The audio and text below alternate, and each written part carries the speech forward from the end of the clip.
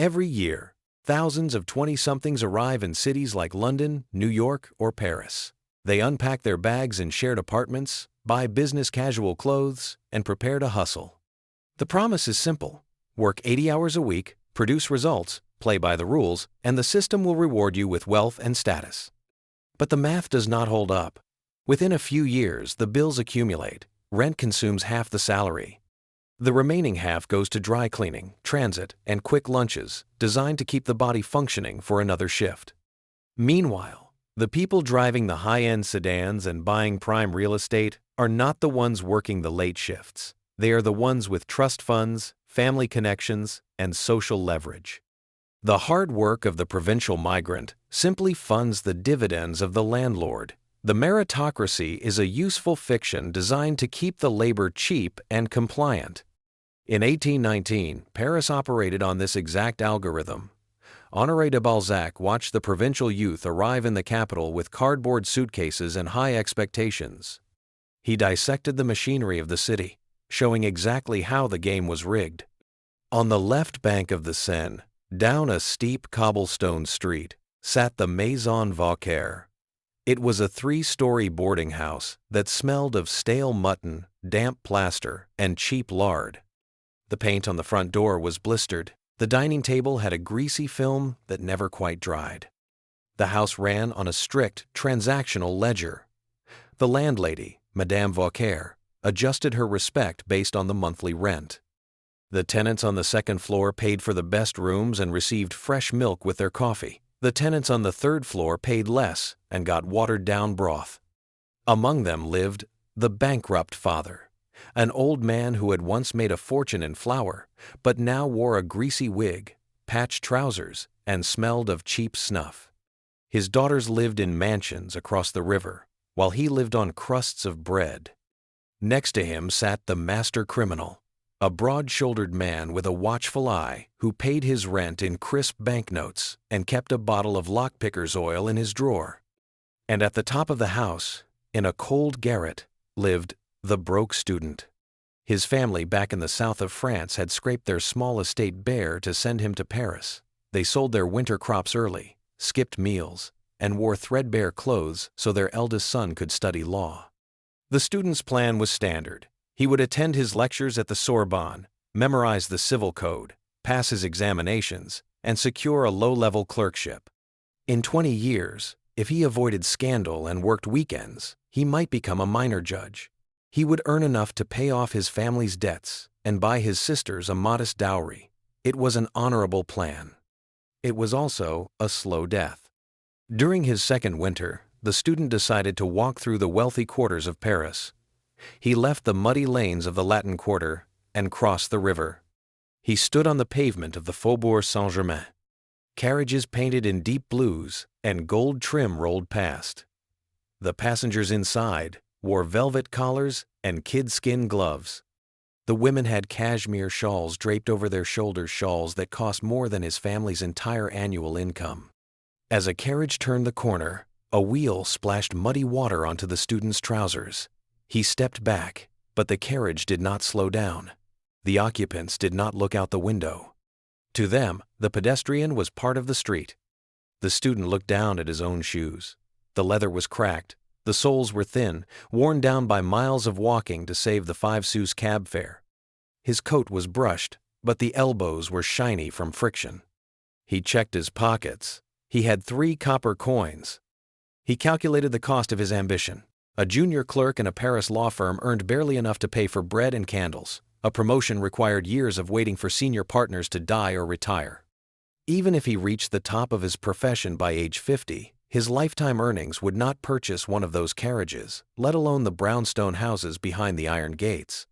The math did not work. Honesty in a rigged market was simply bad business.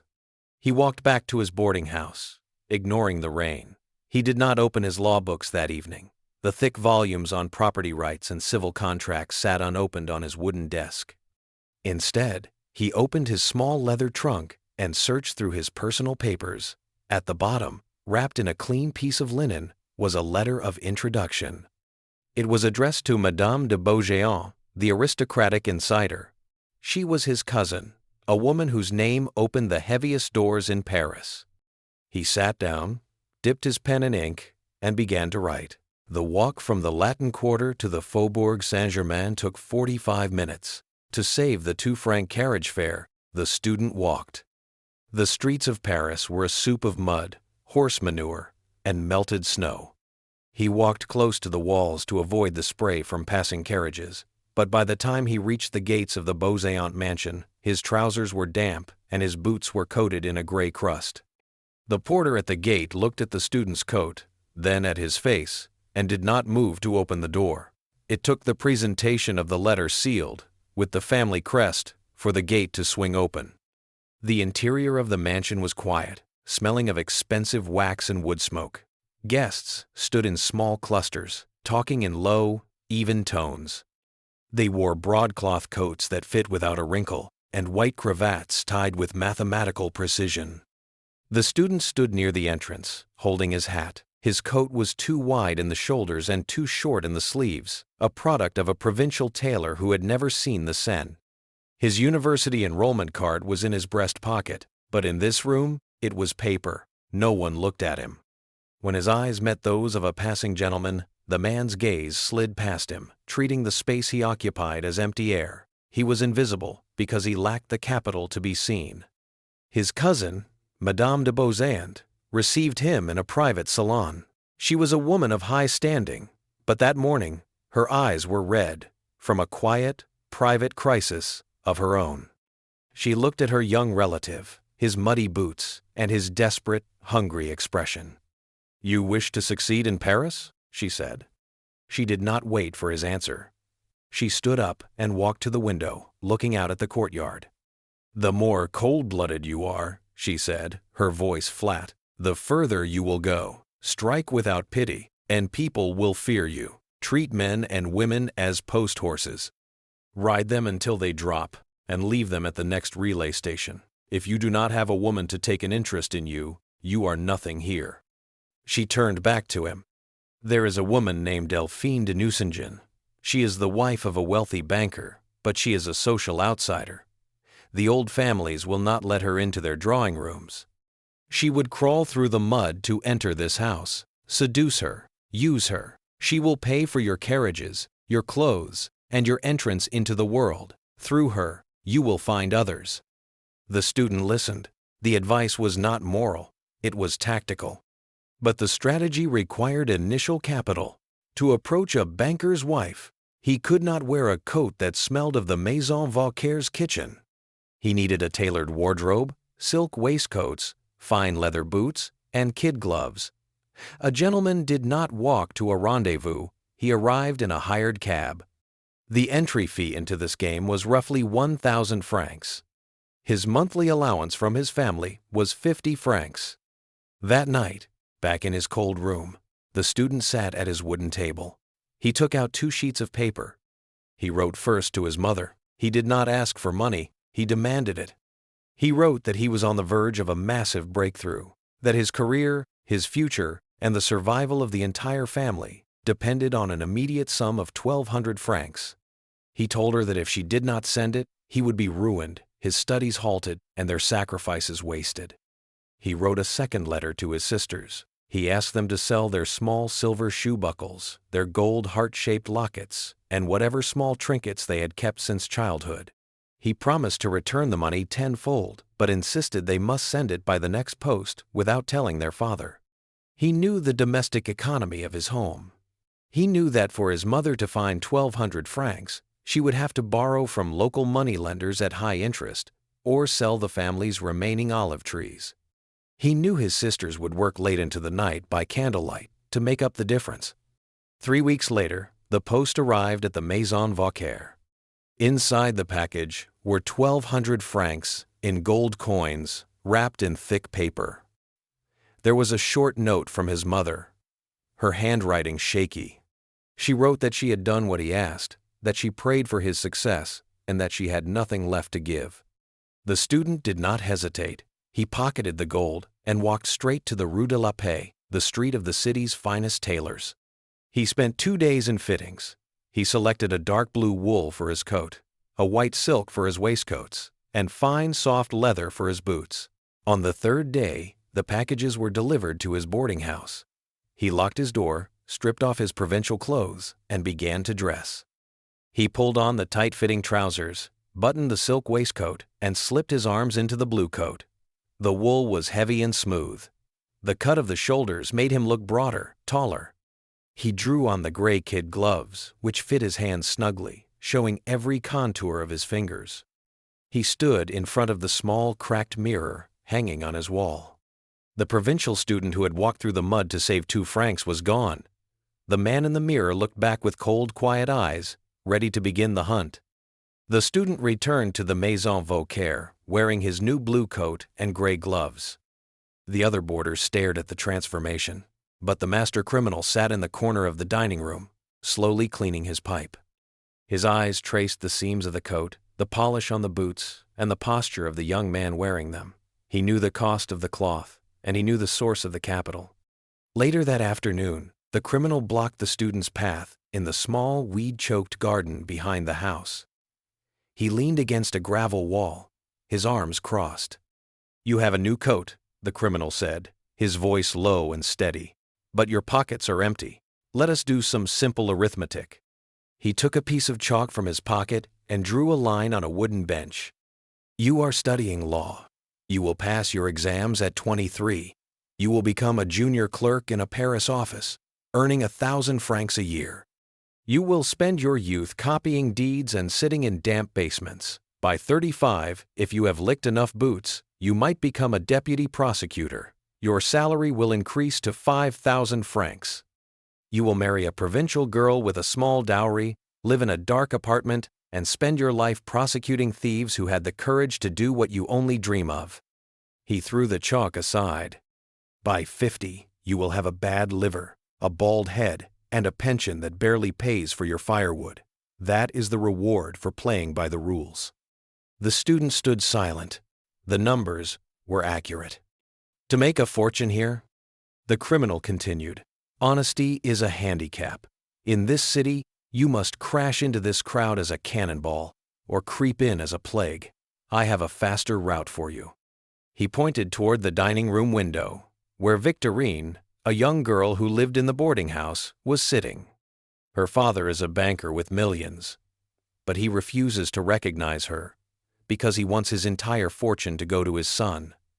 The girl is penniless today, but if her brother were to die, she becomes the sole heir to those millions. I have a friend, a retired soldier, who owes me his life. He is an expert, with a dueling sword. He can pick a fight with the brother tomorrow, and the brother will not survive the afternoon. The criminal stepped closer, his boots crunching on the gravel. "You seduce the girl now, while she is poor and lonely. Once she inherits the millions, you marry her. You take a dowry of 1,000,000 francs. You pay me 200,000 francs to set up a business in America. No risks, simple ledger entry." The student stepped back, his chest rising and falling. "That is murder," he said. "It is a transfer of assets," the criminal replied. "The brother does not know how to spend the money anyway. Think about the math." The student pushed past him and ran up the stairs to his room. He did not report the conversation to the police. He sat on his bed, his hands shaking inside his new gray gloves. The proposal was monstrous, but the analysis of the legal career was unassailable. The system was a machine designed to grind down the honest. In the room directly below him lived the bankrupt father. 10 years earlier, this man had been one of the wealthiest grain merchants in Paris. During the war, he cornered the flour market, selling bread to starving citizens at 5 times its value. He was a master of commerce, ruthless and practical, but his operational weakness was biological. He had 2 daughters. He loved them with a devotion that resembled a disease. To place them in the highest circles of Paris society, he gave them each a dowry of 800,000 francs. The elder daughter married a count with an ancient name. The younger married a wealthy German banker. Now his fortune was gone. He had moved from the spacious second-floor apartment of the boarding house to the cold, damp attic. He sold his silver platters, his gold pocket watch, and his fine wool coats to pay his rent. He ate stale bread and cabbage soup, his fingers swollen from the cold. The student watched the street from his window. 2 expensive carriages stopped at the corner of the alley, 60 yards from the entrance of the boarding house. The daughters did not step out onto the dirty pavement. They remained behind the leather curtains, out of sight of the common tenants. Instead, they sent livery servants carrying small envelopes. The servants walked down the damp alley, entered the boarding house, and climbed the stairs to the attic. The student watched through the crack in his door as a servant emerged from the old man's room. The servant carried a small velvet pouch containing the father's remaining gold coins, pushed into his hands to pay for a daughter's ball gown or a husband's gambling debt. The daughters did not visit their father. His lack of status was an embarrassment to their new households. They sent their staff only when they needed to extract his last remaining assets. Downstairs, the old man sat in the dark, polishing a faded silver spoon, waiting for the next knock on his door. The student followed the playbook. He targeted Delphine de Nucingen, the banker's wife, at the Italian opera. Their relationship was a trade. Delphine's husband, a cold-eyed German financier, had locked up her fortune in complex real estate speculations, leaving her with a mansion but no liquid cash. She needed a handsome escort to walk her through the casino doors and establish her reputation in the exclusive drawing rooms of the nobility. The student needed a carriage, a regular seat in her opera box, and the public appearance of wealth. When she wanted to gamble at the Palais Royal, she handed him her purse containing her last 30 francs. He sat at the roulette table, played the numbers, and brought her back 6,000 francs. She gave him a cut. They spent their afternoons driving through the park, presenting a picture of mutual affection to the onlookers, while discussing their respective debts in hushed tones. Across the city, her sister, Anastasie de Restaud, was playing a similar game. She was married to a count, but her lover, a handsome aristocrat with a gambling addiction, had run up debts that threatened to ruin her reputation. Both daughters were high society parasites, trapped in expensive cages. They bought silk dresses they could not afford, rented carriages on credit, and signed promissory notes to moneylenders. The crisis arrived with the announcement of the Beauséant Ball, the premier social event of the winter. Attendance was mandatory for anyone wishing to remain relevant. Anastasie's husband had discovered that she had pawned the family diamonds to pay her lover's debts. To avoid a public court case, she needed 12,000 francs immediately. Delphine needed 12,000 francs to pay her own dressmakers and secure her carriage for the evening of the ball. They both turned toward the Latin Quarter, heading for the same address. The creaking wooden stairs of the Maison Vauquer shook as the two women climbed to the top floor. They had never visited their father together. The old man's attic room was freezing. There was no wood in the fireplace, and the plaster on the ceiling was damp. He sat on his iron bed, wearing his old gray coat. The sisters did not greet each other. They did not ask about their father's health. They began to argue before the door had fully closed. Anastasie demanded that her father find the money to redeem her diamonds. Delphine accused her sister of draining their father's remaining resources for a useless lover. They traded insults, their voices rising, listing the jewelry, the carriages, and the cash their father had given to the other over the years. The old man stood between them, his hands shaking. He looked from one daughter to the other, his face pale. "Do not fight," he muttered. "I will find it. I will get the money." He had no annuity left to sell. His pension was spent months in advance. He walked to his wooden trunk and pulled out his last possession, a set of silver gilt platters, a gift from his late wife, engraved with their wedding date. He wrapped the crushed silver in an old rag. "I will go to the pawnbroker," he said. "He will give me 1,200 francs for the weight of the metal. You can split it." The argument did not stop. Anastasie screamed that 1,200 francs was a pittance, that she needed 10 times that amount to save her marriage. Delphine accused her of selfishness, claiming her own dressmakers would ruin her before the ball even began. The old man's breathing became rapid and shallow. He pressed his hand to his forehead. His face turned a deep, dark red, and his eyes clouded over. He reached out to touch Delphine's shoulder, but his fingers slipped off her silk dress. His legs buckled. He fell heavily to the floor, his head striking the leg of the wooden table. He lay on his back, his mouth open, gasping for air, his left arm twitching rhythmically. The sisters stopped shouting. They looked down at the old man on the floor. Anastasie stepped forward and picked up the bundle of crushed silver from the table. She slipped it into her velvet muff. Delphine looked at her sister, then down at her father, whose breathing was now a wet, rattling sound. Outside, a carriage driver blew his horn. The ball began in 2 hours. The hairdressers were waiting. Anastasie turned and walked out of the room. Delphine stood still for a few seconds, adjusting the lace on her collar, then followed her sister down the stairs. The door clicked shut. In the dark attic, the old man lay on the cold floorboards, the sound of his ragged breathing filling the empty room. The attic room smelled of damp plaster and vinegar. The medical student from the second floor stood by the window, his coat collar turned up against the draft. He looked at the old man on the iron bed, then at the student. "His pulse is failing," the medical student said. "He has perhaps 6 hours." Only the student remained in the room. He sat on a 3-legged stool, watching the old man's chest rise and fall in short, heavy gasps. The old man's eyes opened. They were yellow and bloodshot, staring at the bare rafters of the ceiling. "If I had millions," the old man whispered, his voice dry and scraping, "they would be here. They would be wiping my forehead with silk handkerchiefs. They would be kissing my hands and crying on their knees. A father must remain rich. He must keep his teeth on his money. Money buys everything, even daughters. I gave up my leverage. I gave them my bread, and they gave me the street." He clawed at the wool blanket with his swollen fingers. "When the father is dry, they throw him into the gutter. If I had stayed wealthy, their husbands would have bowed to me. Now I am a dog on a rug. I shouldn't have given up my capital." He closed his eyes again, his breathing slowing to a wet rattle.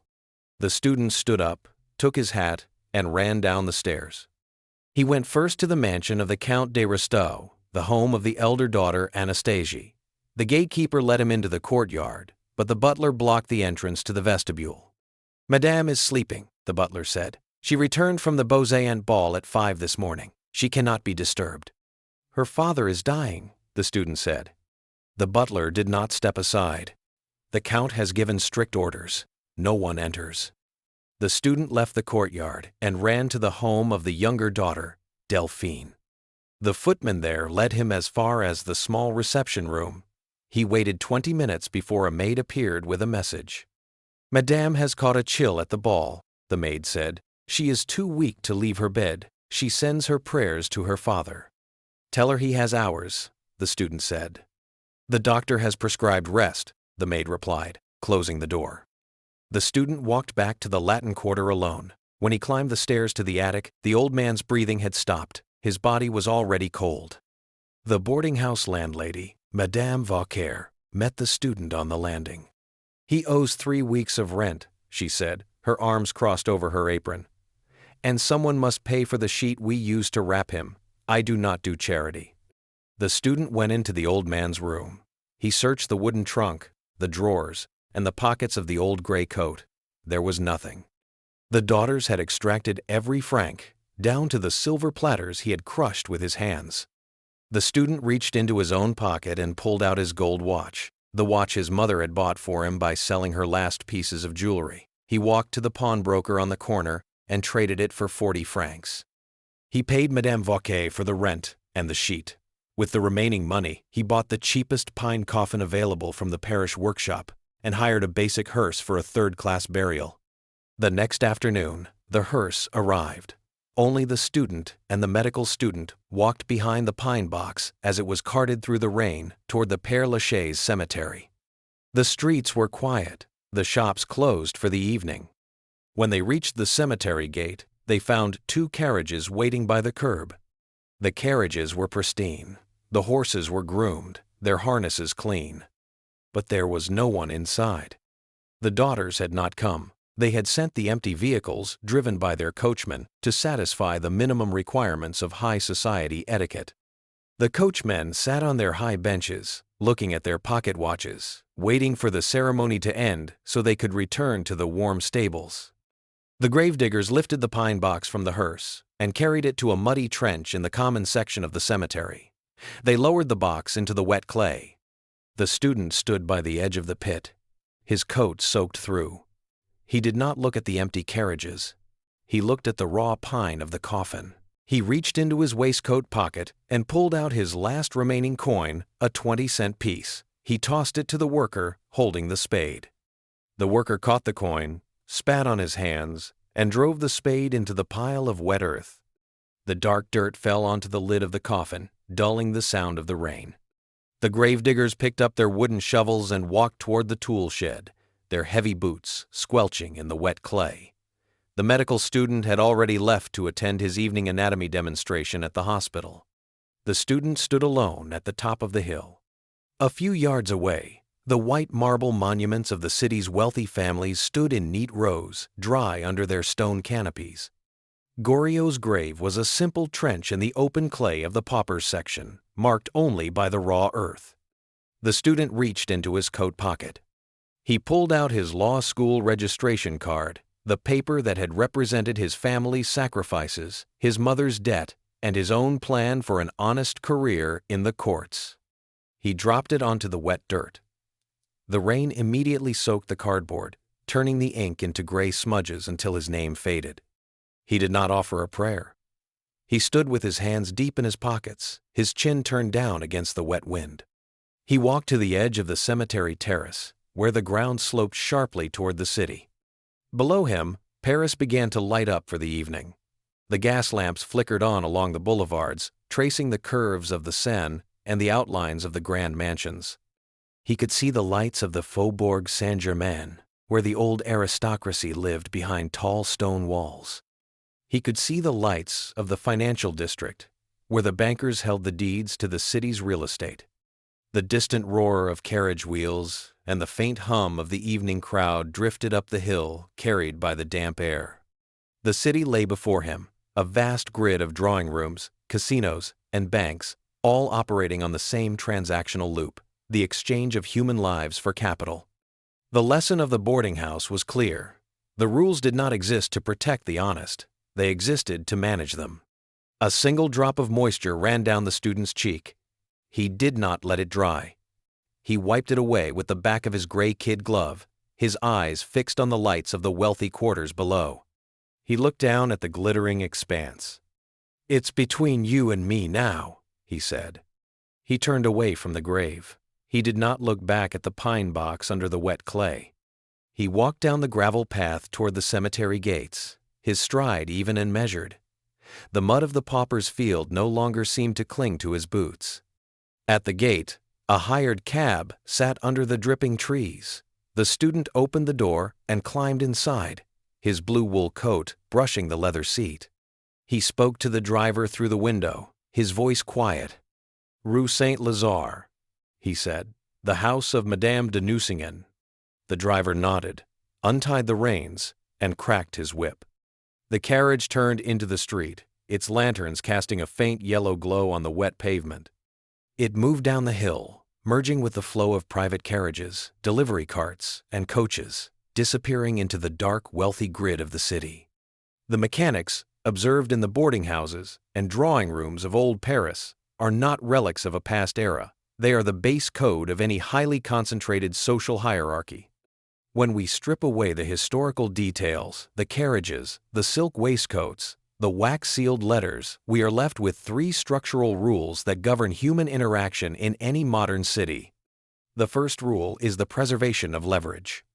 The old merchant's error was not a failure of affection, but a failure of strategy. He operated on the assumption that family bonds exist outside the laws of resource exchange. By liquidating his business and handing over his capital to secure his daughter's social elevation, he voluntarily reduced his own net worth to zero. He assumed that gratitude would serve as collateral. But in any competitive ecosystem, relationships maintain an equilibrium based on utility. This utility does not have to be financial. It can be social, emotional, or professional. But when you reduce your utility to zero, when you surrender your assets, your independence, and your capacity to negotiate, you become a liability on the other party's balance sheet. Unconditional sacrifice without boundaries does not produce loyalty. It produces contempt. The daughters did not abandon their father because they were uniquely wicked. They abandoned him because he had allowed himself to become entirely disposable. He had no resources left to offer, and in their world, relationships without leverage do not survive. To protect any connection, you must maintain your own ground. The second rule is the dismantling of the meritocratic myth. The student's initial plan is one that is still sold to millions of graduates every year. The formula is familiar. Work 60 hours a week, build a resume, accumulate credentials, and wait for the hierarchy to reward you. But the system is designed to pay a fixed wage that covers your basic maintenance, your rent, your food, your transit, while retaining the real value you generate. Grinding at the bottom of the pyramid rarely leads to wealth. It leads to burnout. The student did not gain access to the salons of Paris by memorizing the civil code. He did it by understanding the social deficit of a wealthy banker's wife and offering his presence as a status symbol in exchange for her network. Wealth is not a reward for labor. It is a reward for positioning. The individuals who accumulate capital are not those who perform the raw work, but those who position themselves at the bottleneck of resource distribution. Success is a matter of analyzing the grid, identifying who holds the assets, and determining what they are willing to trade to get what you have. The third rule is the necessity of strategic realism.